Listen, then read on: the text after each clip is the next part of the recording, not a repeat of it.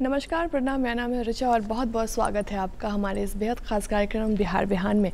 उम्मीदों का साथ कभी मत छोड़िए। अगर आपके पास उम्मीद है तो बहुत सारी ऐसी चीज़ें हैं जो बहुत सफल हो जाती हैं। उम्मीद से ही दुनिया चलती है और उम्मीद से हम और आप चलते हैं। चलिए, आज बहुत ही महत्वपूर्ण विषय पे बात करेंगे, उम्मीदों पे ही बात करेंगे। और आज एक बहुत महत्वपूर्ण विषय हमारे बीच में है, IVF। इस विषय में बात करेंगे, क्यों होता है, कैसे होता है, क्यों लोग ये केसेस ज़्यादा हो रहे हैं। इसी विषय पे बात करने के लिए आज हमारे साथ बेहद ख़ास मेहमान मौजूद हैं। तो कहीं मत जाइएगा, लेकिन दिन की शुरुआत हो चुकी है और हमेशा से हमें आपको पता है कि दिन की शुरुआत हम लोग अनमोल वचन के साथ करते हैं। तो आइए देखते हैं कि आज का अनमोल वचन क्या है।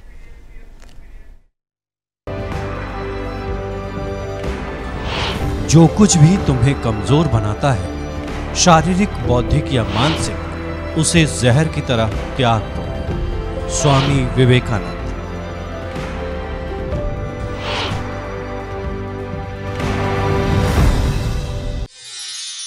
अब कार्यक्रम को आगे बढ़ाते हैं और हमेशा की तरह आपको पता है कि हमारे जो मेहमान होते हैं वो बहुत ख़ास होते हैं। और आज जो जिस खास विषय पे बात कर रहे हैं, हमने पहले ही कहा कि उम्मीदों की बात, और IVF उसी उम्मीद का एक बेहतर जो है वो एग्जाम्पल है। उन दाम्पत्यों के जीवन के लिए भी जो उम्मीद छोड़ देते हैं, उनके खुशी का कारण है। तो ये IVF क्या है, कैसे क्या कार्य करता है, किस तरीके से आपके जीवन में ये बदलाव लेके आता है, इन सारे विषयों पे बात करेंगे। और हमारे साथ बात करने के लिए इंडिया के पहले एम्ब्रियोलॉजिस्ट मौजूद हैं, जो कि हैं बिहार के मुंगेर डिस्ट्रिक्ट के डॉक्टर दयानिधि कुमार, जो कि MCE PhD हैं एम्ब्रियोलॉजिस्ट में, और Bihar head Indira IVF group centre head हैं।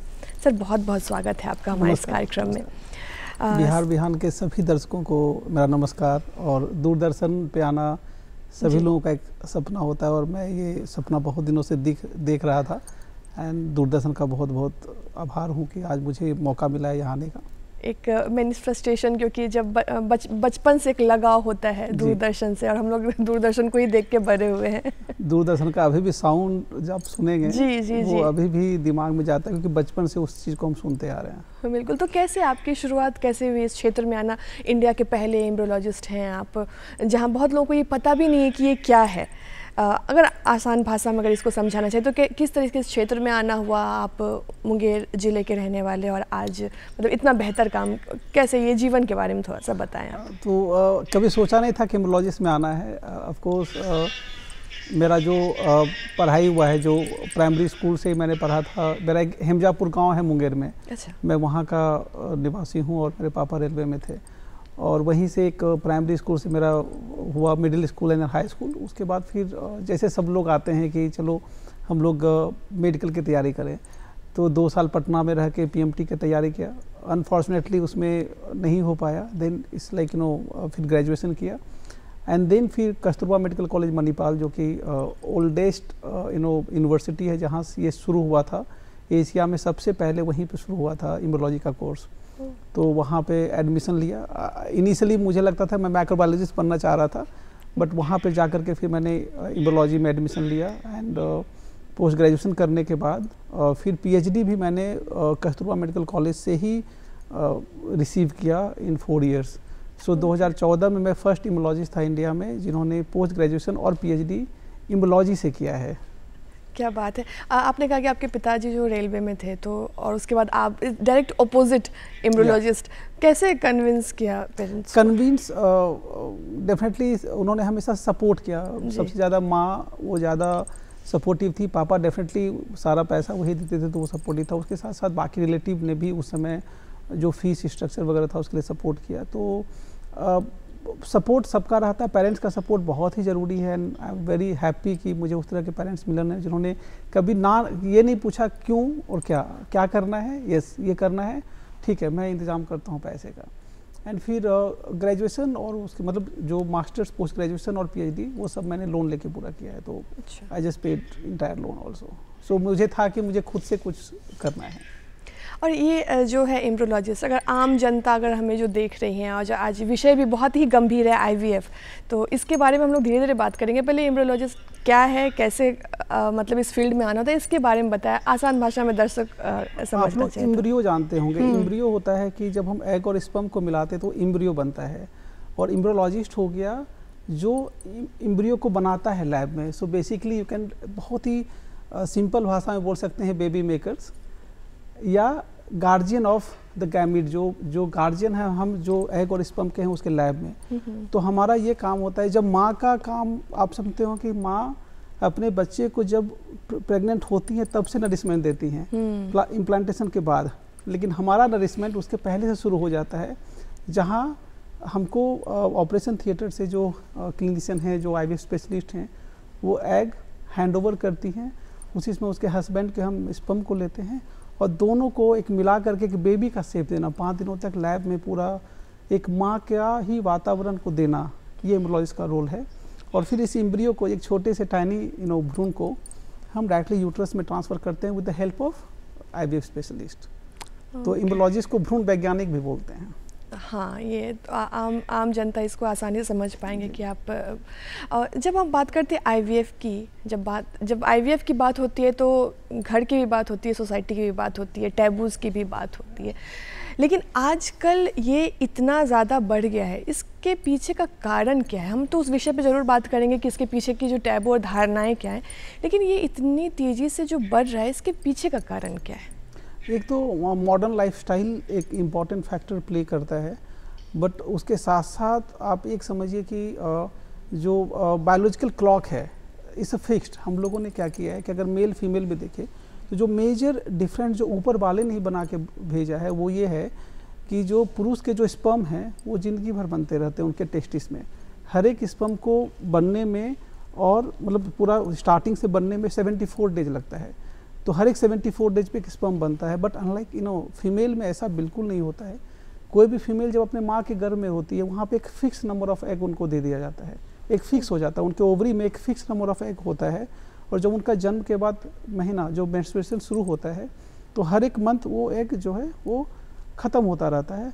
और 40-45 साल में जब एग ख़त्म हो जाते हैं तो फिर क्या होता है कि वो जो सेल्फ कंसेप्शन का क्षमता है वो कम हो जाता है। तो यानी कि वो बायोलॉजिकल क्लॉक जो है वो फिक्स है कि मेंस्ट्रुएशन माहवारी ख़त्म होना का और शुरू होने के बीच में ही आप प्रेगनेंसी कर सकते हो।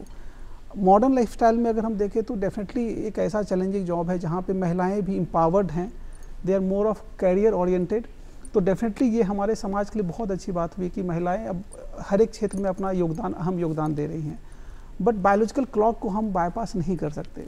तो बेस्ट टाइम होता है किसी भी फीमेल का कंसीव करने का 30 साल या उससे कम, या 30 से 35 साल में नेचुरल कंसेप्शन का क्षमता उसका 25% तक डिक्लाइन कर जाता है या कम हो जाता है, और 35 से 40 में 50% तक कम हो जाता है, और 40 के ऊपर में 75% तक। इसीलिए जब भी जो आप कारण पूछ रहे थे कि एक जो देरी से जो शादी हो रही है एक मेजर रोल प्ले कर रहा है इस प्रॉब्लम को बढ़ाने में। एक वो हो गया कि देरी से शादी हो रहा है, एडवांस मैटरनल एज आप उसको बोल सकते हैं, जो कि आज का एक पार्ट है, जो एक हमारे सोसाइटी में डेफिनेटली 30-35 साल सेटल होने में महिलाओं को लगता ही लगता है, चाहे वो मेल हो या फीमेल हो। जी जी। एक वो हो गया। उसके साथ साथ जो स्ट्रेस लेवल है वो भी हमारे डे टू डे में प्रोफेशनल एंड पर्सनल स्ट्रेस भी बढ़ रहा है। खान पान जो आप भी अभी भी जो हमारा खान पान है, अब हर एक चीज़ में केमिकल्स है, चाहे वेजिटेबल ले लो या कुछ भी ले लो, वो हम लोग केमिकल फ्री लाइफ नहीं जी पा रहे हैं, बिल्कुल नहीं। पॉल्यूशन बढ़ रहा है। तो बहुत सारी चीज़ें हैं जो एक कलेक्टिवली जो है उस ये प्रॉब्लम को बढ़ा रहा है।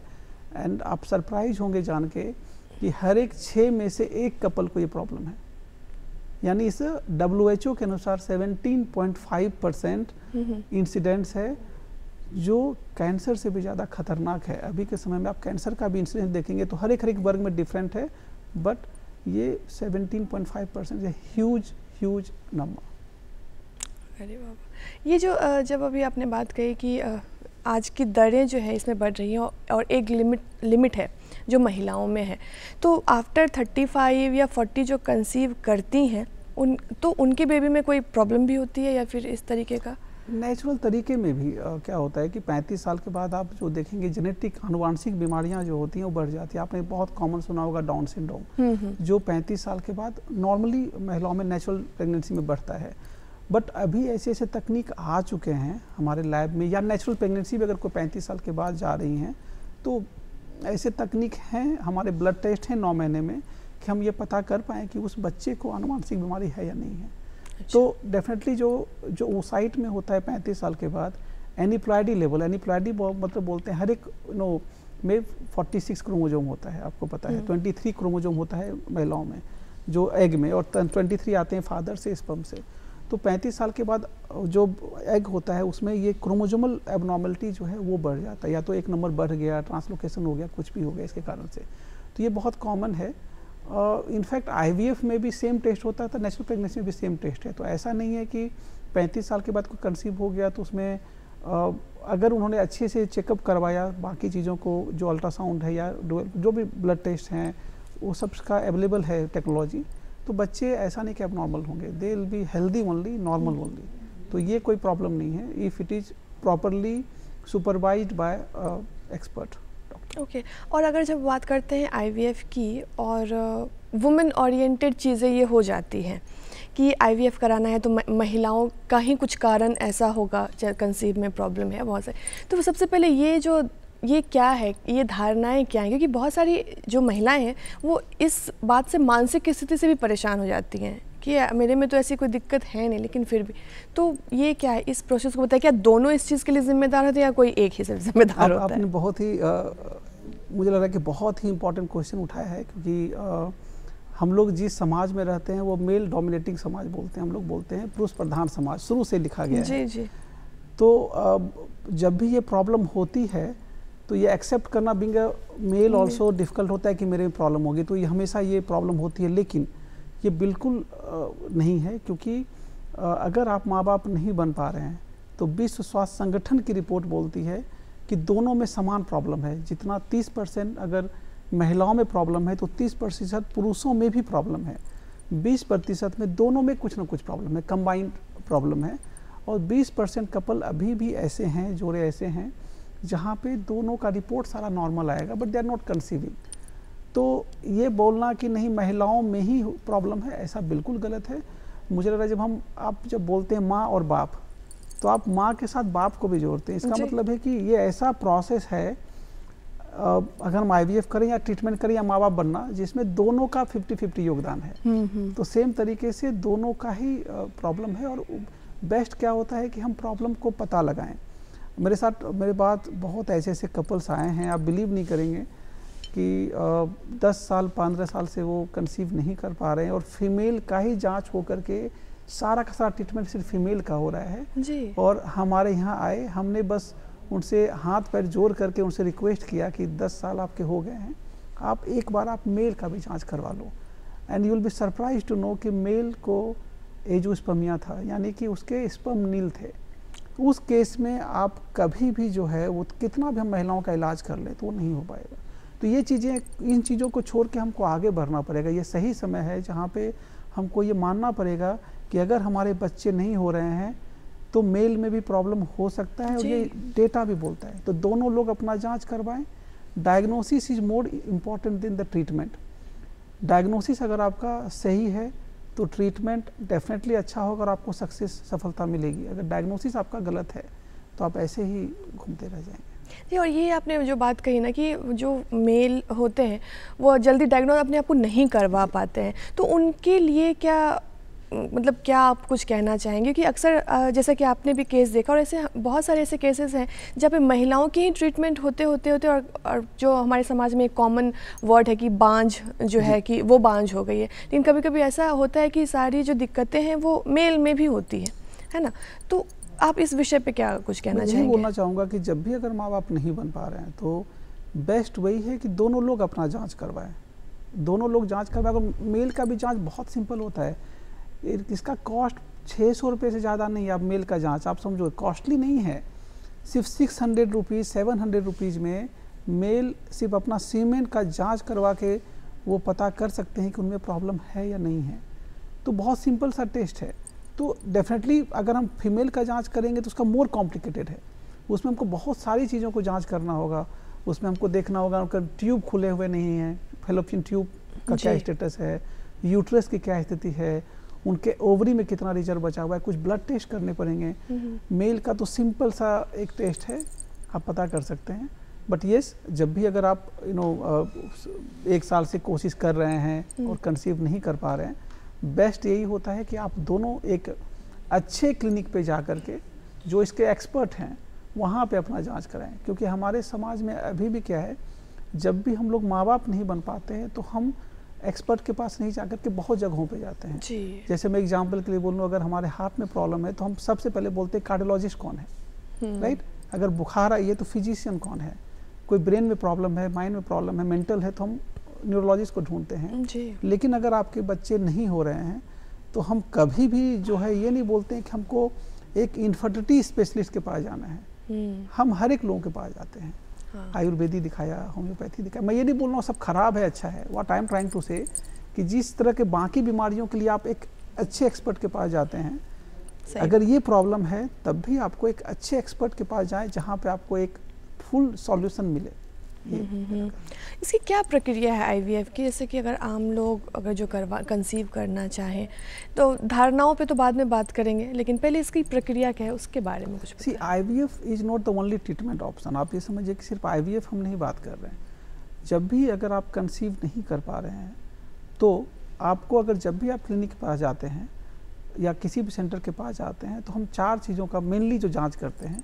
एक तो मैंने बोल ही दिया, मेल में सीमेन का जांच हो गया। फीमेल की अगर बात करें तो उसमें हम फैलोपियन ट्यूब की जांच करते हैं, यूट्रस की जांच करते हैं एंड ओवरी की जांच करते हैं, बेसिकली एग की जांच करते हैं। तो egg, sperm, uterus and fallopian tube, ये 4 ही चीज़ हैं जो पूरे की जांच करने के बाद हम बता सकते हैं कि आप क्यों नहीं कंसीव कर पा रहे हैं। और डिपेंडिंग ऑन ये प्रॉब्लम आपका ट्रीटमेंट शुरू होता है। यू वोंट बिलीव कि 100 में से 10 से 15% कपल ऐसे होते हैं जिनको सिर्फ ये नहीं पता होता है कब सही समय है साथ में रहने का, राइट। ठीक है। या किसी, क्योंकि बहुत लोग जॉइंट फैमिली में रहते हैं तो उनको समय भी नहीं मिलता है। बहुत बार हस्बैंड वाइफ अलग अलग काम कर रहे हैं या वो इन्वायरमेंट, वो मतलब स्ट्रेस में है, बहुत सारी चीज़ें हैं। तो 10 से 15% कपल को हम सिर्फ डायग्नोस करके उनका सिर्फ उपाय बताते हैं और बोलते हैं कि आप सिर्फ कुछ मत करो, एक छोटा सा वैकेशन लेके इस समय से इस समय तक आप चले जाओ, या आप इस समय से इस समय में साथ रहो। उसको हम लोग बोलते हैं टाइम्ड इंटरकोर्स। ओके। सो 10 से 15% जो है इसी में कंसीव कर जाते हैं, अगर सारा रिपोर्ट अगर इंडिकेटेड है तो। बाकी कुछ कपल्स को हम लोग IUI करते हैं, इंट्रा यूट्राइन इंसेमिनेशन, जो बहुत ही सिंपल प्रोसेस है, जिनमें उनके हस्बैंड के सैंपल को लेके इंसेमिनेट डायरेक्टली यूट्रस में कर दिया जाता है, कुछ लैब में हल्का सा मॉडिफाई करके। उसमें भी 10 से 15% लोग सक्सेस होते हैं। अगर आप इन दोनों मेथड से कंसीव नहीं कर पा रहे या कुछ ऐसा इंडिकेटेड है जहाँ पे आपको IVF की ही ज़रूरत है, तब ये आता है IVF मेथड, जो कि सबसे बेस्ट मेथड माना जाता है कंसेप्शन का, क्योंकि इसका सक्सेस अभी के समय में अगर हम एक अच्छे सेंटर पे और अच्छी तकनीक का इस्तेमाल, सारी तकनीक का इस्तेमाल करके करें तो 75 से 80% चांसेस है एक बार चांस में। अगर आप नेचुरली भी ट्राई करते हैं कंसीव करने का तो आपका सक्सेस का रेट है 10%, याद रखिएगा, नेचुरल कंसेप्शन का। लेकिन अगर आप IVF एक साइकिल ट्राई करते हैं तो आपके कंसेप्शन का चांस है 75 से 80% और 2 साइकिल में 95% के आसपास आपके सक्सेस के चांसेस होते हैं। तो IVF is in vitro fertilisation. अब ये पार्ट है ART, assisted reproductive technology. Assist मतलब हम असिस्ट कर रहे हैं, इन विट्रो मतलब होता है शरीर के बाहर। तो जो आपका जो नेचुरल प्रेगनेंसी होता है वो होता है इन विवो। ओके। विवो मतलब होगा आपके शरीर के अंदर, इन विट्रो हो गया आपके शरीर के बाहर। तो आपके शरीर के बाहर भी हमने क्या किया, सेम चीज़ किया। क्या सेम चीज़ किया हमने? आपके जो भी हस्बैंड वाइफ आए तो कुछ पीरियड के सेकेंड डे से महिलाओं को कुछ एक इंजेक्शंस लगाए। जो इंजेक्शन है वो सेम उनके शरीर में जो हार्मोन है वही इंजेक्शन है। FSH का हम लोग इंजेक्शंस लगाए या कुछ हार्मोनल इंजेक्शन गोनाडोट्रोपिन्स लगाए, और 10 से 12 इंजेक्शन लगने के बाद जब एग उनके अच्छे से मैच्योर होते हैं, जो अल्ट्रासाउंड में दिखता है, तो उनको बेहोश करके 5 मिनट के लिए, एक बिना कोई ऑपरेशन किए, कोई काट छांट नहीं होता है, सिर्फ एक इंजेक्शन नीडल के माध्यम से नीचे के रास्ते से उनके एग को हम निकाल लेते हैं। It's very 5 minute process, it's not painful. Definitely हम बेहोश करते हैं तो थोड़ा सा पेनफुल होगा। उनके एग को निकाला, कोई सर्जरी नहीं है। बार बार लोगों के दिमाग में ये आता है कि सर्जरी है, काट छांट होगा, ये ऐसा नहीं है। कोई सर्जरी नहीं है। हम उनके एग को निकाल लिए, उसी समय उनके हस्बैंड के सैंपल को लिए, सीमेंट सैंपल को लिए, सीमेंट सैंपल और एग को हल्का से लैब में मॉडिफाई किए और दोनों को माइक्रोस्कोप के अंदर हमने मिला दिया, एग और स्पर्म को। मिलाने के बाद उसको 3 से 5 दिनों तक एक इनक्यूबेटर होता है, एक छोटा सा इनक्यूबेटर होता है हमारे लैब में। उस इनक्यूबेटर का जो इन्वायरमेंट है वो माँ के जो यूट्रस के एनवायरनमेंट है उसके बराबर होता है। कार्बन डाइऑक्साइड हो गया, ऑक्सीजन हो गया, टेम्परेचर हो गया, लगभग सेम चीज़ हम इन्वायरमेंट देते हैं। उसको 3 से 5 दिन तक कल्चर करते हैं और नॉर्मली हम लोग प्रीफर करते हैं ब्लास्टोसी 5 दिन तक कल्चर करना, और कल्चर करने के बाद उस एम्ब्रियो को निकाल के वापस हम महिलाओं के गर्भाशय या यूट्रस में डाल देते हैं, उनको घर भेज देते हैं। यानी कि अगर आपका 9 महीने का प्रेगनेंसी एक हम मानते हैं तो शुरू का जो 5 दिन का प्रोसेस है वो हम लैब में कर रहे हैं, बाकी का सारा प्रोसेस आपका कंप्लीटली जो है महिलाओं के शरीर में ही हो रहा है। इसलिए मैं बोला असिस्टेड, मैंने शुरू में 5 दिन असिस्ट किया क्योंकि वो प्रक्रिया उनके शरीर में नहीं हो रही थी, बाकी का तो उनके शरीर में ही हो रहा है। तो ये समझना बहुत ज़रूरी है कि इसके बाद अगर एक बार महिलाएं ट्रांसफ़र के बाद जाती हैं, 14 दिनों के बाद उनके खून की जांच करते हैं, उसमें रिपोर्ट आता है पॉजिटिव, तो फिर नॉर्मल प्रेग्नेंट लेडी और IVF प्रेग्नेंट लेडी में कोई अंतर नहीं है। कोई अंतर नहीं है। लोग ये सोचते हैं कि 9 महीना हमको बेड रेस्ट लेना होगा, बिल्कुल नहीं। 9 महीना हमको पटना है या कहीं सेंटर पे रुकना होगा, नहीं। हॉस्पिटल एडमिट होना होगा, नहीं। सब प्रक्रिया फिर नेचुरल है। आप जो एक नॉर्मल जो प्रेग्नेंट लेडी करती हैं सारा काम आप कर सकती हैं, सारी चीज़ों को प्रिकॉशन वैसे ही ले सकती हैं। और जब इस विषय के बारे में बात करते हैं तो सच में ये एक उम्मीद का विषय है जो आजकल, अगर हम शहरी क्षेत्र की बात करें तो लोग फिर भी अवेयर हैं, हम और विषय पे बात करेंगे, लेकिन अभी भी ग्रामीण क्षेत्र में ये चीज़ें बहुत टैबू हैं। तो जागरूकता के लिए क्या कुछ अभियान आप लोगों की तरफ से चलाया जा रहा है? पहले तो मैं एक करेक्ट करूंगा कि ये सिर्फ ग्रामीण क्षेत्र में टैबू नहीं है, हर एक जगह पे अभी ये टैबू है। और अगर कोई भी कपल माँ बाप नहीं बन पा रहा है तो सिर्फ ये कपल का प्रॉब्लम नहीं रहता है कि सिर्फ पति पत्नी का प्रॉब्लम नहीं रहता है, ये परिवार का प्रॉब्लम हो जाता है और ये उसके साथ साथ ये पूरे समाज का प्रॉब्लम है। तो ये बहुत ज़रूरी है कि इस चीज़ को समझें। और जहाँ तक आपने क्वेश्चन किया था कि अवेयरनेस प्रोग्राम को लेकर के, तो डेफिनेटली अगर आप को देखेंगे तो 10 साल 15 साल पहले जो अवेयरनेस था उससे बहुत अच्छा अवेयरनेस अभी समाज में हुआ है इस ट्रीटमेंट को लेकर के। इसलिए आप देखेंगे कि आप खुद देखें ना कि बिहार में ही पहले कितने IVF centres, infertility specialist centres थे 10 साल पहले, और अभी कितने आ गए हैं। वो इसलिए आ रहे हैं क्योंकि अवेयरनेस हो रहा है और लोग आ रहे हैं, सेंटर पे आ रहे हैं। पहले इसी चीज़ के लिए लोगों को मुंबई दिल्ली जाना पड़ता था, लेकिन अब हमारे बिहार में बहुत सारे इस तरह के स्पेशलिस्ट सेंटर हैं। तो डेफिनेटली अवेयरनेस है और हम लोगों के द्वारा भी फ्री अवेयरनेस कैंप हर एक बार चलाया जाता है, वो डिजिटल माध्यम से हो या फिजिकली हम लोग जाके करते हैं, या आप न्यूज़पेपर के माध्यम से हो, क्योंकि माँ बाप बनने का अधिकार मुझे लग रहा है सबका है, हर एक लोगों का माँ बाप बनने का अधिकार है और ये अधिकार उनसे कोई नहीं छीन सकता है। तो मुझे लग रहा है कि अवेयरनेस डेफिनेटली इम्पॉर्टेंट, और हम लोग उसके दिशा से आज हम इंटरव्यू दे रहे हैं, तो डेफिनेटली आपके जो जितने भी दर्शक हैं बहुत ज़्यादा ग्रामीण क्षेत्रों में अभी भी हैं, तो उनके द्वारा ही मैं ये बोलना चाह रहा हूँ कि अभी भी जो हमारे पास जो ट्रीटमेंट लेने आ रहे हैं वो सिर्फ 10% कपल आ रहे हैं। मतलब अगर मैं आपको स्टैटिक्स बताऊंगा आप सरप्राइज हो जाएंगे कि अभी भी बिहार में 55 से 60 लाख लोग इस प्रॉब्लम से जूझ रहे हैं। Can you believe it? Out of 13 crore, हमारी पॉपुलेशन 13 करोड़ के आसपास है, उसमें से जो रिप्रोडक्टिव एज में बोलता हूँ कि 21 से 50 साल की महिला और 21 से 55 साल के पुरुष, इस रेंज में जो है उसमें से जो है 55 से 60 लाख लोग अभी भी इस प्रॉब्लम से जूझ रहे हैं, और हम लोग ट्रीटमेंट कर रहे हैं मात्र 10 से 15% का। मतलब इतने सारे लोग हैं जिनको या तो इस तकनीक के बारे में पता नहीं है और इसलिए वो बांझपन की जिंदगी भर जी रहे हैं जी। तो ये बहुत समझने वाली बात है, और अवेयरनेस आप लोगों के माध्यम से, मीडिया एक स्तंभ होता है तो बहुत इंपॉर्टेंट रोल प्ले करता है कि आप लोग इस बारे में बताएं कि ये बीमारी है और इसका इलाज से ज़्यादा मैं बोलूँगा वैज्ञानिक इलाज संभव है, ये साइंटिफिक ट्रीटमेंट जिसका सक्सेस बहुत अच्छा है जी। ये चीज़ें हमको समझनी होगी। अभी आपने एक बात कही कि माँ बाप बनने का अधिकार सबको है, और जब जिस समाज में हम अब रह रहे हैं उसमें बहुत सारे ऐसे वर्ग भी हैं, जैसे कि हम समलैंगिक की बात करें, जैसे हम बात कर सकते हैं जो ट्रांसजेंडर है उनके लिए, तो उस विषय में थोड़ा बात करें कि मैं जागरूकता के तौर पे ही कि क्या ये संभव है?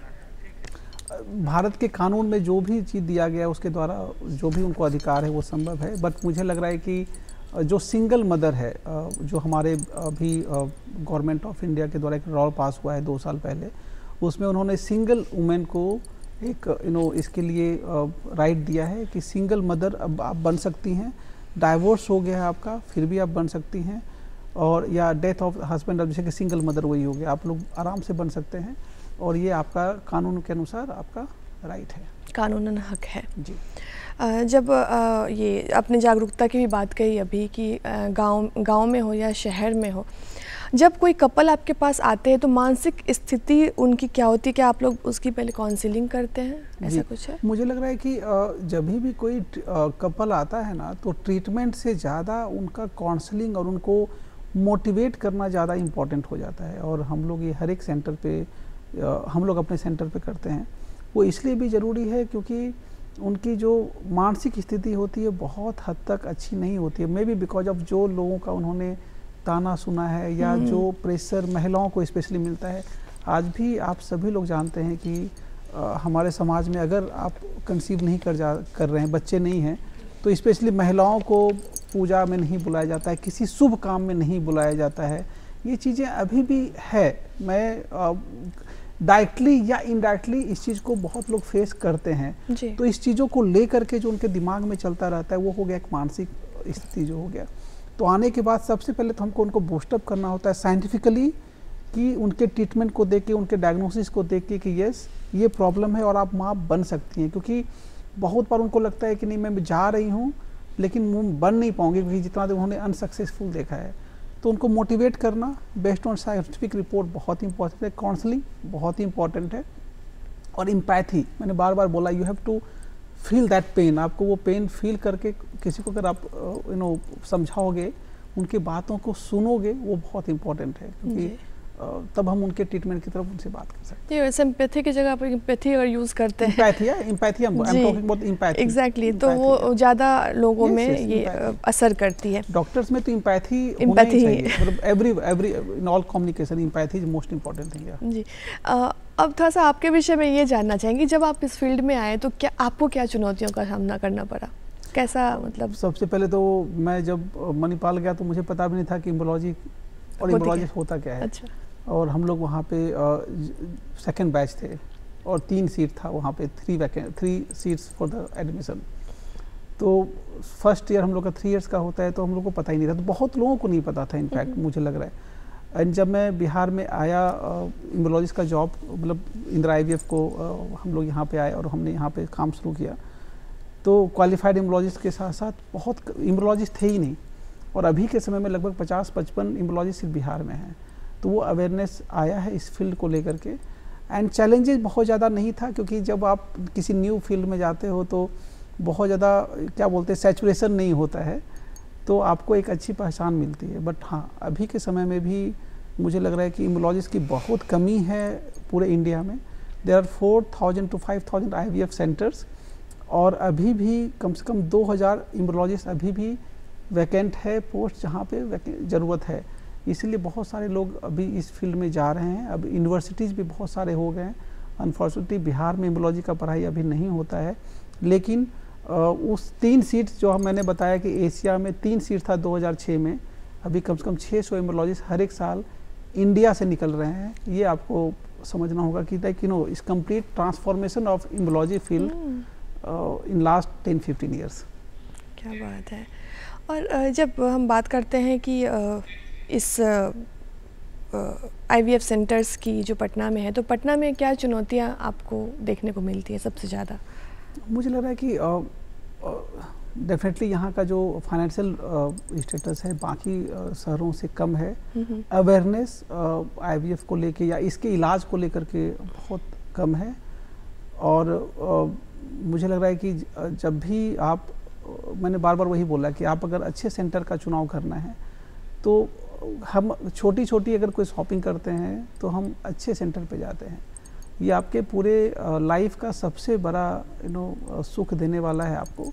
तो इसको चूज करने में हमेशा बहुत ही समझ बूझ के कीजिए, क्योंकि आपके सक्सेस को एडवांसमेंट जो तकनीक है, आज के समय में टेक्नोलॉजी का बहुत बड़ा रोल है किसी भी फील्ड में।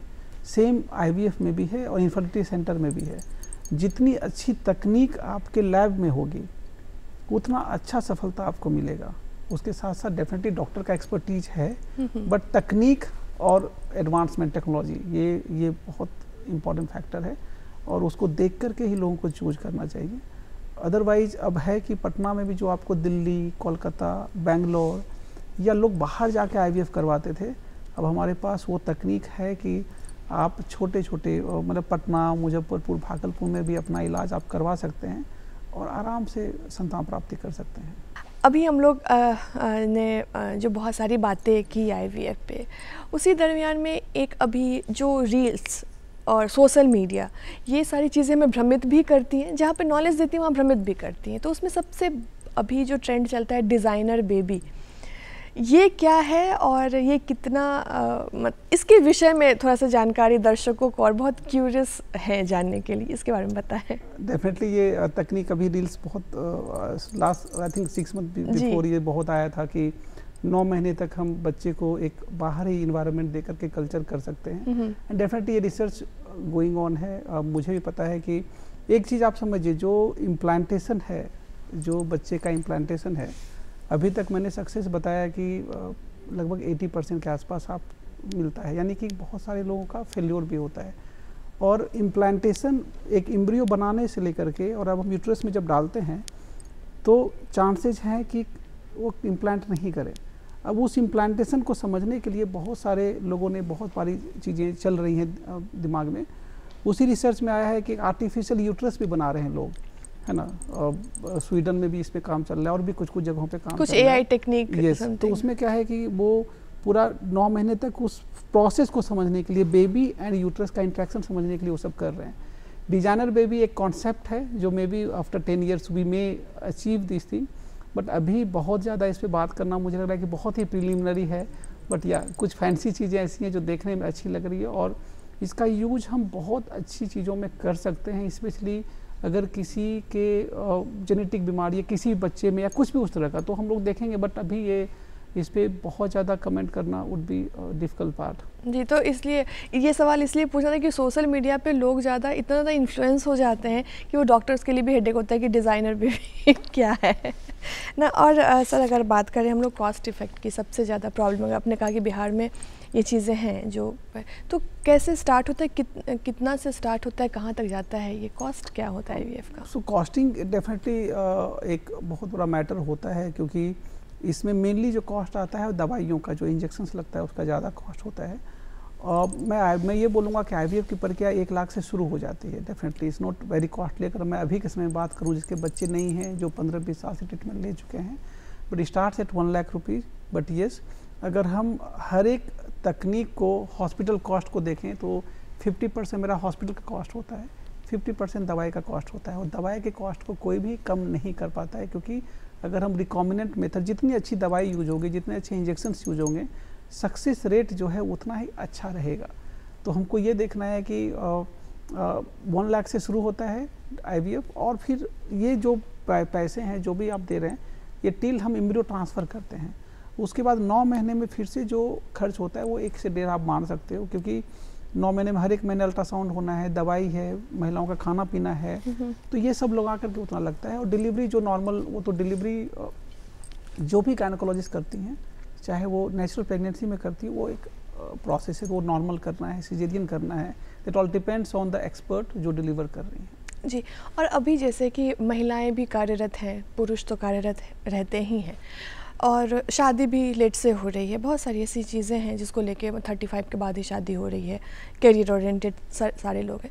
तो एक फ्रीजिंग कराना कितना सही है, क्या है ये प्रोसेस के बारे में बताएं। मैंने आपको सबसे पहले यही बताया था कि जो कंसेप्शन रेट है वो डिपेंडिंग ऑन फीमेल एज होता है कि 30%। वो क्यों? क्योंकि एग की क्वालिटी जैसे जैसे आप उम्र बढ़ती है, ये क्वालिटी डाउन होती है और इसको कोई रोक नहीं सकता है। तो डेफिनेटली हम कैरियर की तरफ डेफिनेटली हम लोग का फोकस होता है। तो अब साइंस इतना डेवलप कर गया है, हमारा फील्ड इतना डेवलप कर गया है कि हम लोग एग को फ्रीज करवा के रख सकते हैं and we can use it. तो सपोज एक एग्जांपल देके मैं समझाता हूँ कि किसी ने 25 साल की उम्र में अपने एग को फ्रीज करवाया, गवर्नमेंट भी करती है, 10 साल तक आपको अलाउ करती है, उसके बाद आप एक्सटेंड कर सकते हैं, डिपेंडिंग ऑन 10 साल तक हम लोग कर सकते हैं।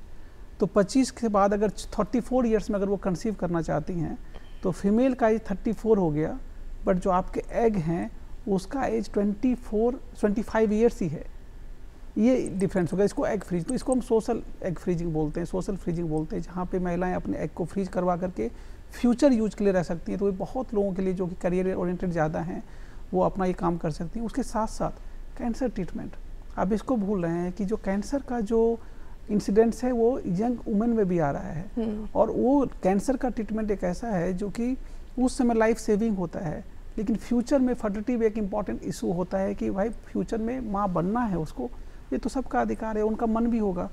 तो अगर अनमैरिड हैं और या मैरिड भी हैं, दोनों केस में अगर प्रेगनेंसी के पहले उनको कैंसर का अगर कुछ डायग्नोस हुआ है, they can free their own egg. उसके बाद आप कैंसर का ट्रीटमेंट ले लीजिए, और फिर जब आपको कंसीव करना है आप करिए, क्योंकि जब भी कैंसर का ट्रीटमेंट होगा, केमोथेरेपी होगा, तो आपके एग के क्वालिटी को डिटोरिएट कर देगा, ख़राब कर देगा।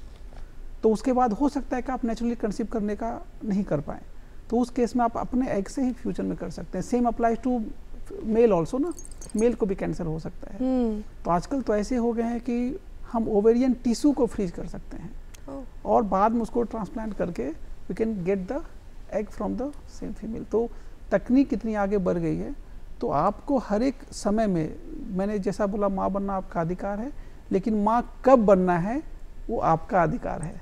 तो उस चीज़ को अगर आपको डिले करना है, बेस्ट वे यही होगा, अपने आप फ्रीज करके एग को फ्रीज कर ले। जब भी आप चाहें, 40 साल, 45 साल, 50 साल तक आपके पास टाइम है, भारत के कानून के अनुसार आप उस एग को यूज करके अपना माँ बन सकती हैं। तो एग के साथ स्पर्म भी फ्रीज है?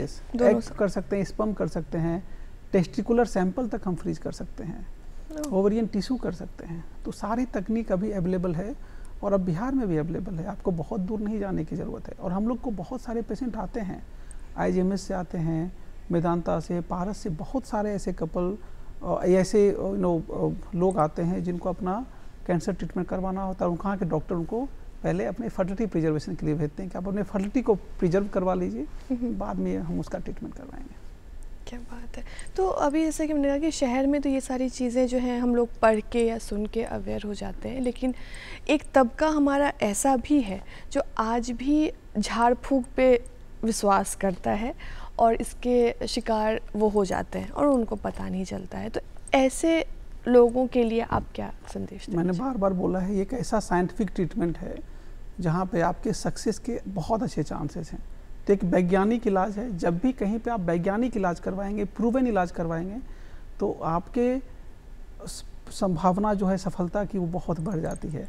तो मैं उन लोगों से यही बोलूँगा कि अभी के समय में आपके हर एक जगहों पे जहाँ भी आप अपने फर्टिलिटी इनफर्टिलिटी स्पेशलिस्ट से मिलिए, और जो आपके स्पेशलिस्ट हैं उनसे सलाह लीजिए क्या आगे करना है डिपेंडिंग ऑन योर प्रॉब्लम। और इन सब चीज़ों से दूर रहिए, क्योंकि ये जैसे जैसे उम्र बढ़ेगी, मैं बार बार बोल रहा हूँ, जैसे जैसे उम्र बढ़ती है आपके प्रॉब्लम भी बढ़ते जाते हैं।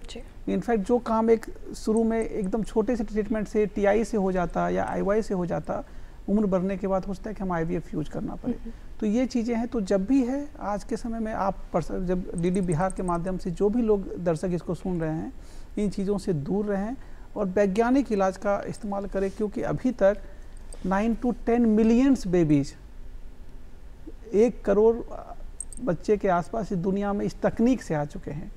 यानी हर एक घंटे 4 से 5 बेबीज आ रहे हैं IVF के द्वारा।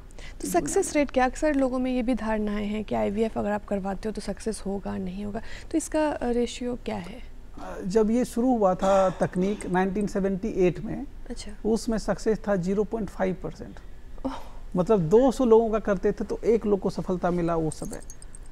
10 साल पहले 40%, अभी के समय में 75 to 80% इसका सफलता का चांस है।